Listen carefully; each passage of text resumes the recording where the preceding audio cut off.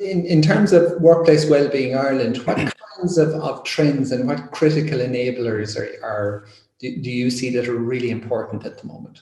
And I suppose that the main one is, and it's a really positive one, that more and more organizations now are putting well-being higher on the agenda list, on the priority list, which is a real positive thing to see. I describe that almost as, imagine it's a funnel. Imagine the top of the funnel is the awareness piece. So there's lots and lots of organizations becoming aware of well-being. This is something we should be doing. What are the competition doing? What are people looking for? A really positive first step.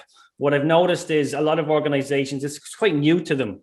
So this is almost, you could describe this maybe as the yoga and the fruit basket phase, where they're just really exploring, dipping their toe in the water, not really sure if they're making progress, how to measure this. It's early stage, right? But it's a good sign. So we're getting more and more people into the top of the funnel. What I try and do with Workplace Wellbeing Ireland, and it's another trend that I'm seeing, is I'm trying to push more and more companies down that funnel to make their well-being, what they're doing, a lot more strategic, a lot more long-term, and a lot more sustainable. So I want them to get away from the top of the funnel, where it's this, what I describe as random acts of wellness, and move towards more sustainable long-term programs. And that is happening. It's slow progress, but through Workplace Wellbeing Ireland, and we're educating people, they're sharing their stories with us, and we are actually getting there.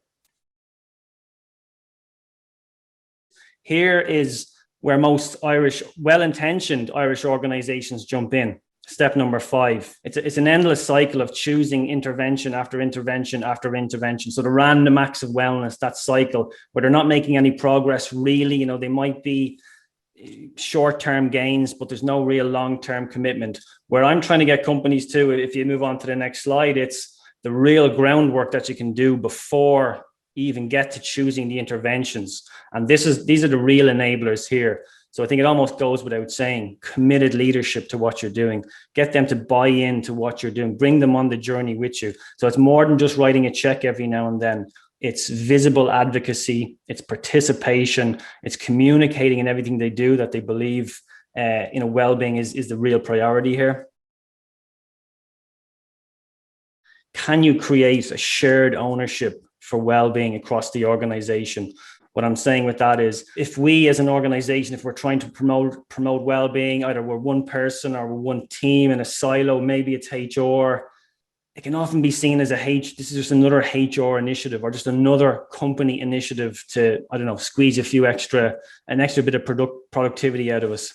Whereas if you can get buy-in, early stage buy-in from grassroots, depending on how your organization is structured, maybe it's location-based, maybe it's department-based, maybe you've got quite a few different role types that you need to have a voice on maybe a wellbeing champion team. Can you get their buy-in on this? Can you get their input into the entire process so that they feel an ownership of what's going on? Can you get your wellbeing champion team to help define a vision of what well-being at your organization looks like? And can you get them to actually even define the role of what a well-being champion looks like at your organization?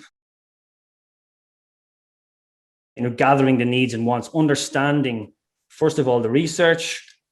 Secondly, what are our own internal needs and wants? What are people asking for?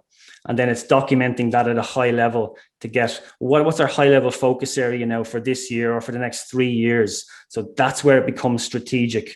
And all of a sudden, you're a long way from your kind of random acts of wellness, which is step number 5. And step number 5 now becomes, okay, well, there's a whole lot more to what we're doing here. This is actually everything we're choosing in step number 5 is based on the previous 4 steps. So it's really well-informed interventions that we're choosing that support our high-level goals. And then the other steps are pretty much supportive of everything that we're trying to do. I just need to see those steps called out. Okay, great. We need to do well-being, but how do I actually go about doing that? We need to do long-term. We need to be strategic. I hear that all the time, but I don't actually see or hear the steps being called out. Well, here they are.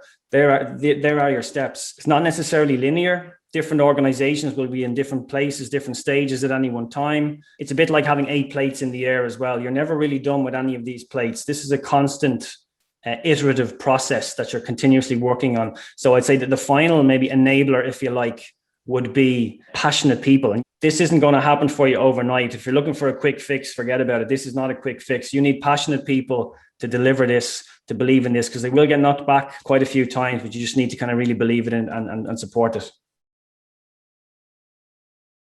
Where do you see is the sweet spot between focusing on well-being and focusing on performance? How do you align the two is what I would look at. And so what I try and do with our students, come through my programs with the leadership teams, or with the wellbeing champions, is almost the very first thing we look at is what's your wellbeing vision? Can you derive a wellbeing vision from your organization's vision? So in other words, can we align what we're doing from a wellbeing perspective to what the organization's objectives and goals are? So in other words, we're trying to bring our leadership team with us and our colleagues with us. So if we are delivering on our wellbeing vision, then we will also be delivering on the organization's vision. And there's some really brilliant examples out there that I've come across. Sarah from GameStop, who are in the news for maybe different reasons recently, but they have an excellent just in the early stages of a wellbeing program, but they're really going about it the right way about how they're crafting it.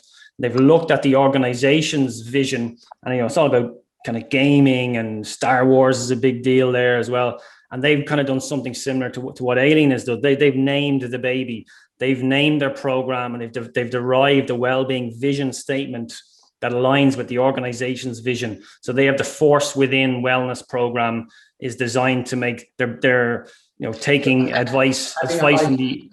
What's that? Sorry, Jim. So having a high level outcome is really important in seeing that alignment, Brian. Exactly. Aligning your organization's vision and values with what you're doing from a well-being perspective. A toxic individual can have a big impact on a number of people and a big impact on their health and well-being. What would be your thoughts around somebody who is seen as toxic, but not necessarily easy to deal with through the normal channels? How do you handle that? I mean, I don't know. From my point of view, I'd be handing out copies of Viktor Frankl's Man's Search for Meaning book to every employee, for starters. You can't control other people, but you can control your reaction to other people. That was just my immediate thought. I don't know how that would go down, but it's that type of approach. You cannot control other people, but you can control your own reactions to other people if they're not breaching HR policies. How do you make the business case to senior leadership? You could approach it from the World Health Organization angle, how they look at what is a healthy workplace. You can look at it. It's the legal thing to do.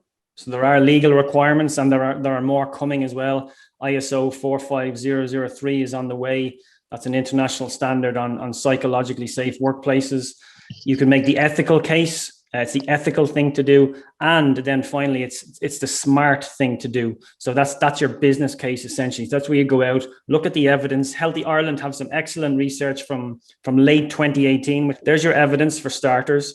Then gather your internal measurements as well. Something like a healthy place to work survey. What are the statistics saying? Where are the needs and wants? What are our people looking for? And get those statistics in front of your leadership team and ask them, what are they looking for? A really good way to measure, to set expectation is think 1 year in the future. What is the leadership team looking to see from a well-being program? Is it return on investment? Is it statistics around talent attraction and retention? Or is maybe it's health behaviors, health outcomes of our colleagues, and then work backwards and put your measurements in place around those. So play to the needs of the business and needs of the organization and needs of leadership. Exactly.